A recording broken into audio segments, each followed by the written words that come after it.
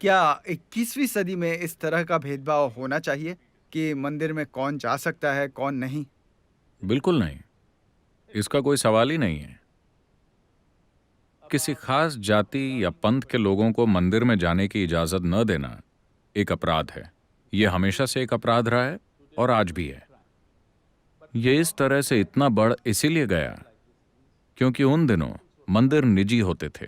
अब उन्हें सार्वजनिक कर दिया गया है। लेकिन इन मंदिरों को निजी तरीके से बनाया गया था। मान लीजिए कि किसी परिवार ने इसे बनाया और उन्होंने सिर्फ अपने लोगों को आने की इजाजत दी। उसे बने अब सैकड़ों साल हो गए और अब सब लोग जा रहे हैं, पर उस परिवार के लोग अभी भी यही सोचते हैं कि सिर्फ उनका समुदाय ही इसमें जाए। इसमें भेदभाव कम और अज्ञानता ज्यादा है। कुछ जगहों में सच में भेदभाव हो रहा है, उसे तुरंत खत्म कर देना चाहिए, फौरन। मैंने यही कहा था। देखिए, किसी एक सांसद को कहीं चोट पहुंचाई गई। देश में 540 सांसद हैं। उन सबको यह मुद्दा उठाना चाहिए। उन्हें अपने अपने क्षेत्रों में जाना चाहिए और कम से कम ऐसे एक मंदिर का पता लगाना चाहिए जहां भेदभाव होता है। वहां उन्हें उस नियम को तोड़ना चाहिए कि सिर्फ ये इंसान जा सकता है या वो इंसान जा सकता है। अगर सभी सांसद ऐसा करते हैं तो संदेश स्पष्ट हो जाएगा कि कानून ये है। ज्यादातर लोग जानते ही नहीं कि कानून है क्या। उन्हें लगता है कि वो जो कर रहे हैं वही कानून है। लोग इस बारे में अनजान हैं। हाँ, महिलाओं के बारे में आप क्या कहेंगे? हाल ही में जो शनि शिंगणापुर मंदिर वाला विवाद हुआ और कई महिलाओं को आपका मत जानकर बुरा लगा।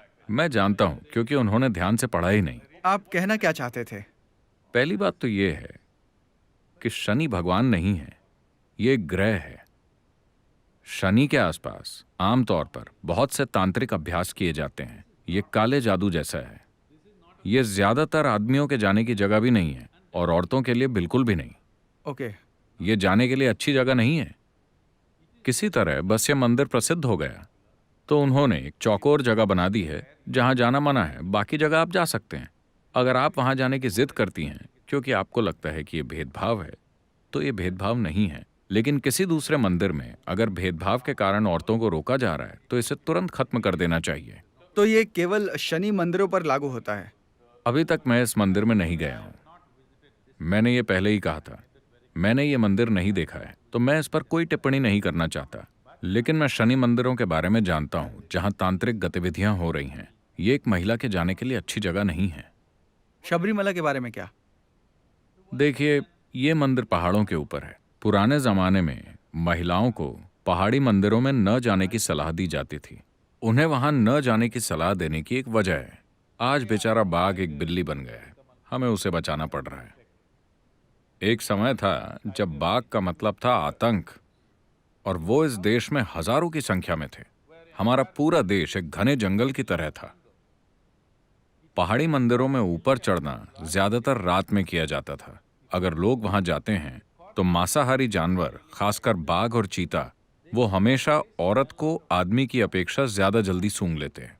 तो उन्हें लगा कि औरतों के लिए रात में पहाड़ पर चढ़ना सुरक्षित नहीं है।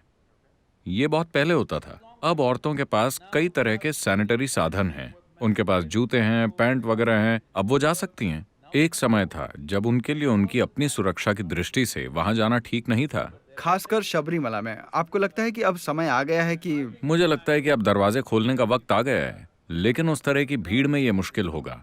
हाँ। लेकिन अगर कोई औरत जाना चाहती है तो मुझे नहीं लगता कि हमें उसे रोकना चाहिए। I don't see why we should stop her.